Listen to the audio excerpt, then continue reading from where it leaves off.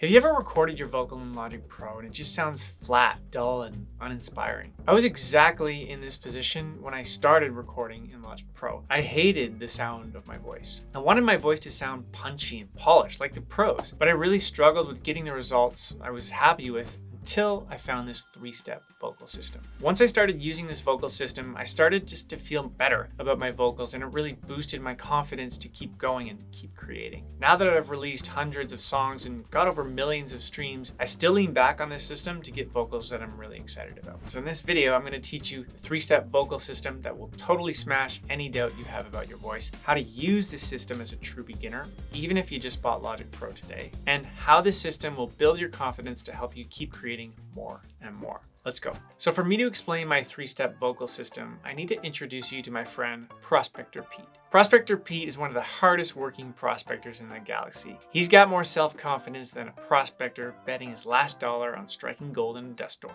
Whenever Pete is headed out on a mission to find diamonds, he always starts with part 1 of my system. He heads out to his studio, rolls out his maps on his enormous working desk, and does an inventory of all his gear. He sharpens his axes and smooths out his brushes. Pete is doing everything he can do to prepare himself to find the most beautiful diamonds in the world. We can learn a lot from Prospector Pete here. We shouldn't just start recording our vocals willy-nilly without doing the proper preparation beforehand. So part 1 of the vocal system includes warm-up and performance. Just like Pete sharpens his tools, we need to get our voice warmed up. If you don't warm up your voice, you risk not hitting specific notes in your song, or you end up doing too many takes because you just went into the recording cold.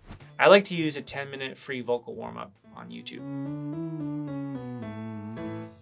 And just like how Prospector Pete does detailed research on where he wants to dig, we need to have that same intensity when we're thinking about our vocal performance too. If you don't give any thought to the mood, timing, groove, or performance of your vocal before recording, then I promise you, you will not get the results you're looking for. This is so essential to getting a professional sounding recording. Like, how would you expect Prospector Pete to find any diamonds if he randomly chose a place on the map and showed up with the wrong tools? No diamonds at all. This is why step 1 of the vocal system sets the entire foundation to getting a vocal you're really proud of and one that sounds polished and professional too. Okay, so before we move on to step 2, let me show you how I prepare and find the mood for the vocals I record. I like to call it the practice and think method. I like to play the song on my acoustic guitar a few times.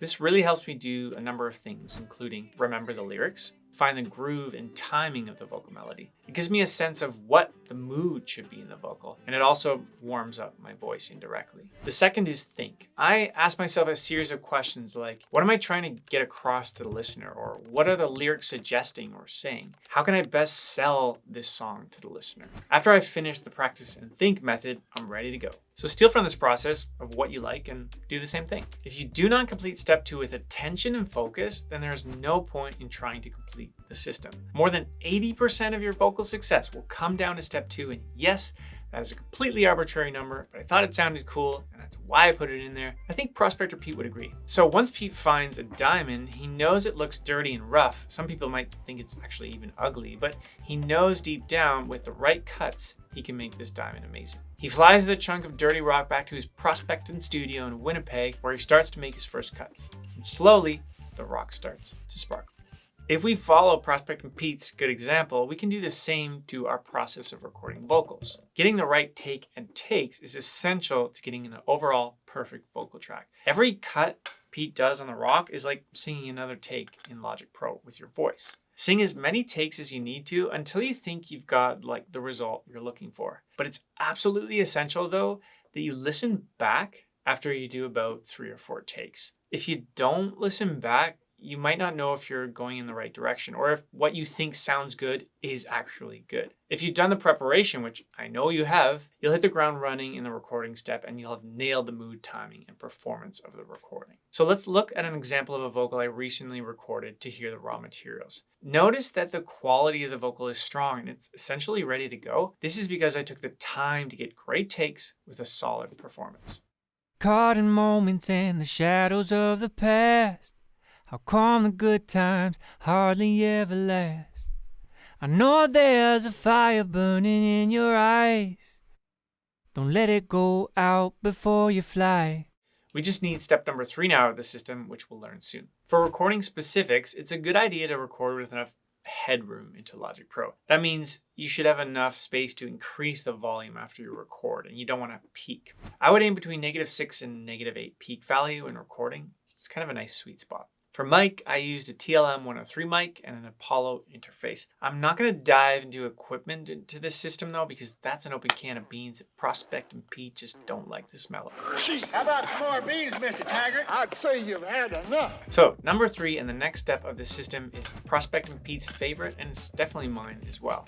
Well, step 3 is by far the easiest and most fun, but it's only possible if you do the groundwork in step 1 and step 2. If you breeze by step 1 and step 2 of the system, then step 3 will not only add headaches and frustrations, but you'll be left trying to build a house with dried out spaghetti noodles and marshmallows. And trust me, from taking a grade 8 science class, I know how hard that is. Okay, so step 3 is all about polish and shine. Once Pete finishes his cuts on the diamond, he's ready to apply the polish.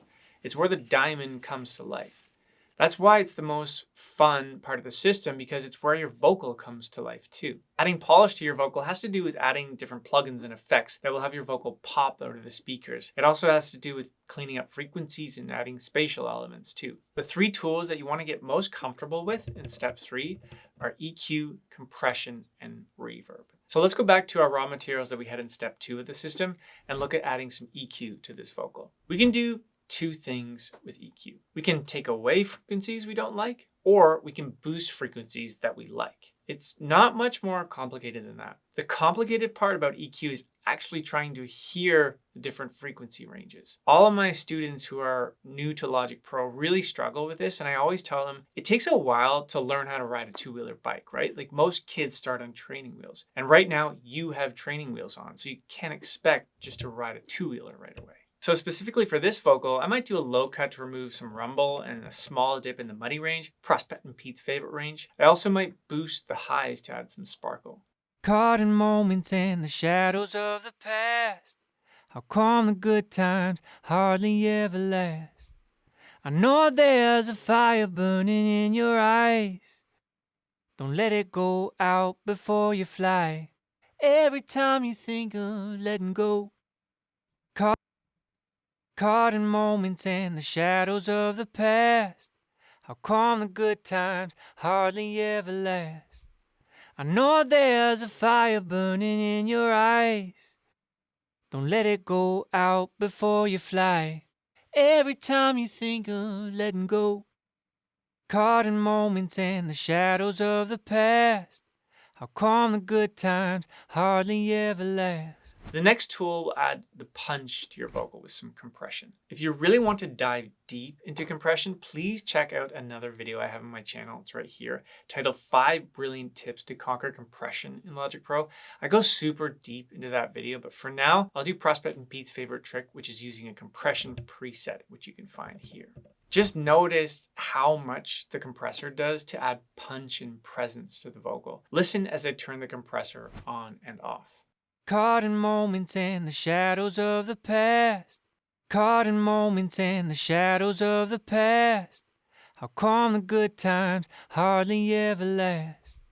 I know there's a fire burning in your eyes.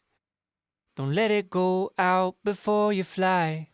The final tool will help you create space and dimension in your vocal track. It's a tool you will use a lot, and honestly, it's one that just will make you sound really cool. It's called Reverb. You can add any type of reverb that you like that fits the mood to your song. A good rule of thumb that you can follow on a lead vocal is to add 2 types of reverb. The first reverb I recommend you try is called a plate reverb. Have the decay set anywhere between 0.5 and 1 second, and slowly find a good mix level that is not too noticeable. For example, take a listen to this plate reverb. You're gonna really hear it when I play with a mix knob, and then I'll blend it in to find a sweet spot that I think fits best. Caught in moments in the shadows of the past, how calm the good times hardly ever last. I know there's a fire burning in your eyes. Don't let it go out before you fly. The second reverb you can try is a longer reverb that adds a nice space behind the vocal. I suggest trying this on an aux track, and follow along with me now. Add an aux track, add a big reverb with a long decay, maybe around 3 or 4 seconds. Now mix in the aux track volume with your lead vocal track until you think it sounds good. Remember to send 100% of the signal to the aux track. Caution here, most of my beginner Logic Pro students tend to mix their reverbs in too hot or too noticeable, meaning there's just too much reverb in the space and it's kind of muddying up your song and making it sound, well, bad. Try to make the reverb subtle and noticeable, but just not distracting. Let's take this example and listen to me as I blend in this reverb aux track to the lead vocal. Caught in moments in the shadows of the past, how calm the good times hardly ever last.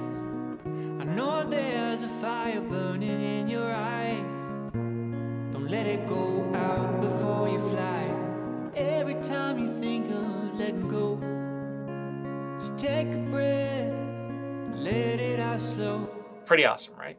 You have the system now to create vocals that will make all your friends jealous. I mean, if you want to make them jealous. But if you want to learn some of the coolest vocal hacks to skyrocket your vocals to a radio hit, you're going to want to watch this video right here, where I break down 3 vocal hacks that all pros have mastered, and you can get instant results with today.